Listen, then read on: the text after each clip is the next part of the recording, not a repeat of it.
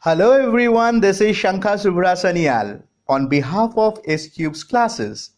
I'm really thankful to you all for your overwhelming response. The amount of views, the amount of likes, the amount of subscriptions, the way it is going up, the feedbacks that you people are giving, I'm really encouraged and motivated. Today, when a liquid is left exposed to air, its volume decreases gradually. This is due to evaporation. In this process, some of the liquid of the surface turns into vapor or gas and mixes with the gases in the air. Thus, when the liquid turns into vapor, it is said to evaporate. We can now define evaporation as the process of a liquid changing into vapor even below its boiling point is called evaporation. Evaporation of a liquid can take place even at room temperature, though it is faster at higher temperatures. Whenever or whatever be the temperature at which evaporation takes place, the latent heat of vaporization must be supplied whenever a liquid changes into vapor or gas.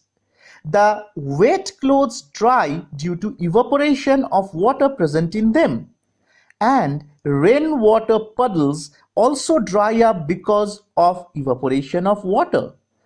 Common salt is also recovered from sea water by the same process of evaporation. The process of evaporation can be explained the way I'm going to do it right now. So let's begin with the process. Some particles in a liquid always have more kinetic energy than others. This is quite obvious. So even when a liquid is well below its boiling point, some of its particles have enough energy to break the forces of attraction between the particles and escape from the surface of the liquid in the form of vapor. Thus, the fast-moving particles or molecules of a liquid are constantly escaping from the liquid in the form of vapor. The evaporation of a liquid depends mainly on four factors. The first one is the temperature, the second is the surface area, third the humidity, and fourth the wind speed. We will discuss all these factors in details, but we'll go one by one. The rate of evaporation increases on increasing the temperature of the liquid, or in other words, the rate of evaporation of a liquid increases on heating. When the temperature of a liquid is increased by heating it, more particles of the liquid get enough kinetic energy to go into the vapor state.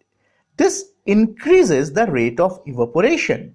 Thus, the rate of evaporation of a liquid can be increased by heating it. The rate of evaporation of a liquid becomes maximum at its boiling point. The rate of evaporation increases on increasing the surface area of the liquid. So if the surface area of a liquid exposed to air is increased, the rate of evaporation of the liquid increases. For example, if the same liquid, say water, is kept in a test tube and in a china dish, then the liquid kept in the china dish will evaporate more rapidly because more of its surface area is exposed to air.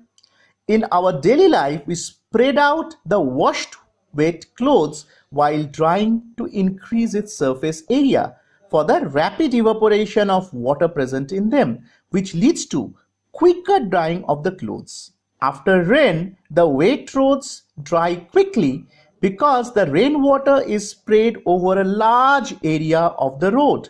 This gives the particle of water a greater chance of escaping from the liquid.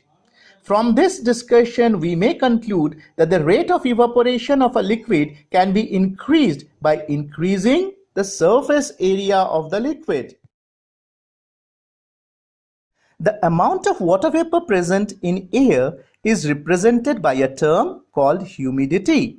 When the amount of water vapor present in the air is small, the air appears to be dry and we say that the humidity is low. On the other hand, when the amount of water vapor in the air is large, the air appears to be damp and we say that the humidity is high. So, humidity of air tells us the degree of dampness of the air. When the humidity of air is low, then the rate of evaporation is high and water evaporates more readily. Under these conditions, sweat from our body evaporates readily and we feel cool and comfortable. The wet clothes dry quickly under the condition of low humidity of air. When the humidity of air is high, then the rate of evaporation is low and water evaporates very slowly. In the latter part of summer, the humidity of air increases. People sweat a lot in such weather, but the sweat from our body does not evaporate readily, due to which we feel muggy and we feel hot and uncomfortable. The shirts get stick to our body. This is a very common experience that we people have. This type of weather is experienced during cloudy days as well during the rainy seasons and in areas which is very close to the sea, which we call as coastal areas. The wet clothes take a long time to dry when the humidity of air is high. The rate of evaporation of a liquid increases with increasing wind speed. When the speed of wind increases, the particles of water vapor move away with the wind, decreasing the amount of water vapor in the surroundings. This increases the rate of evaporation of water. The washed wet clothes dry more quickly on a windy day because evaporation is faster due to the high speed of the wind. We have already studied that whenever a liquid evaporates, it must be supplied the latent heat of vaporization.